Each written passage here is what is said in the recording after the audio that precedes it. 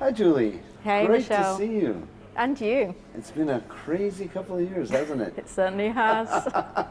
Absolutely. Yeah, no, it's nice to see people back and traveling again. But I don't know how you feel. It just seems like everything that was supposed to be the promise of getting simpler has become very complex. A lot of choices, a lot of things to factor in. Absolutely, absolutely. And I think the need for informed decision making and more intelligent data is becoming more and more evident. And as we move into this new post-pandemic world, we need to move from flat data sets to more interactive multi-sensory data so our travel buyers, our TMC, OTAs, etc., can all make more informed choices. And they need the data in order to do that. And this is why the multi-layered approach is without a doubt the way forward. Absolutely. We have a lot of customers saying, their programs are changing, but their users are, travelers are buying different things off programs. So you're right. It's about providing information for people to make that right choice when they're booking.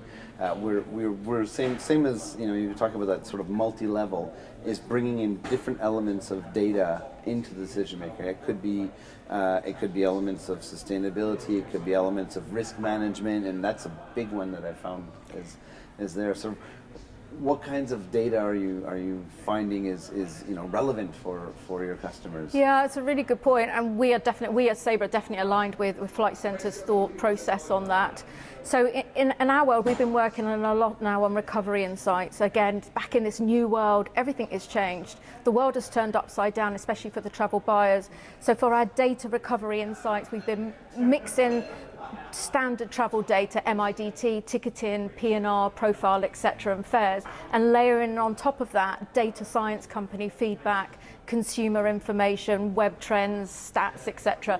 And that makes the data richer and allows our buyers, our travelers, our users to make much better informed decisions. Excellent. I remember you were mentioning in one of our talks before, kind of how just data on its own, a kind of snapshot in time, doesn't necessarily tell a whole story. You're kind of giving an analogy of the policeman chasing.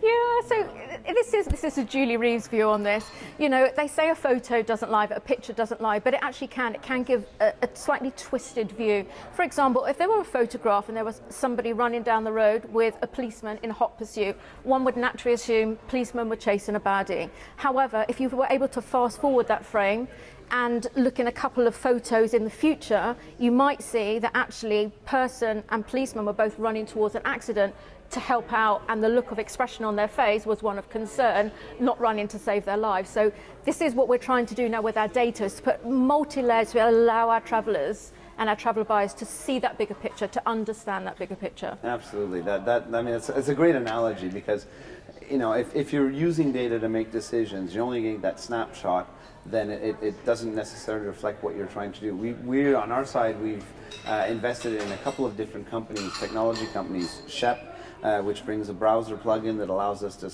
try to help customers make right decisions at different points of sale, even if they're outside of our own program. It can inform travelers or bookers what they should book. We've got our booking tool that we purchased a company Where To, and we have the FCM booking tool right now, which again is trying to bring that data in, and not so much forcing people down, this is all you can see, but trying to use that data to have dynamic policy, say at this point in time, this is the right option to take. This is the preferred option, and it could be traveler preferences. It could be taking into account the traveler well-being. They shouldn't travel so long, or choose optimized routes, or elements of sustainability, cost. All of these things to say at this moment in time, this is the right option to Absolutely. take. And of course, it all needs to be within travel policy. And that's another really important aspect. In Sabre, in our world, we use personalized offers. So we use Google machine learning and Sabre artificial intelligence. It's really powerful technologies where they continually analyze consumer behavior, and then they present personalized offers based on that learned experience, etc. But it has to all be within policy, which is critically important for the travel buyer, is it not? Absolutely, 100%. And it's amazing the opportunities there are with machine learning and kind of AI elements. We're using that in our data sets to kind of look at, not just the diagnostic or descriptive problems, and this is what's happening in the program, but more getting into predictive. This is something that might happen if you continue on a trend, or even prescriptive. This is something that you should do to kind of correct sort of some of the behaviors. Yeah, So it's interesting when you talk about behaviours. We've noticed from our recovery insights, post-pandemic world, before, pre-2019 and beyond, for the corporate traveller, generally speaking, they went with advanced purchase fares. They were cheaper, so the longer booking, great, cheaper, everyone's happy. However, we've noticed in our new world now, the lead time, 3 to 0 days, 3 to day of travel, because the traveller needs to be ready to go. So I think the planning happens, but the physical booking is at the last moment, only when health requirements, etc., are allowing and you that to. changes. That changes. Absolutely, It's on a fluid. daily basis. Absolutely. No, we're thinking of the what we used to preach is the behavior. It's 14 days out, or Absolutely, it's changed. yeah, absolutely. And what do you think? What do you think now? So this is kind of we're on that cusp of bringing in some of the AI, bringing in more and more data into the decision making process. What do you kind of see as the possibilities in the next year or two for the travelers? What excites you? It's just going to ramp up. I think the AI, the machine learning aspect, it's just going to get bigger and bigger.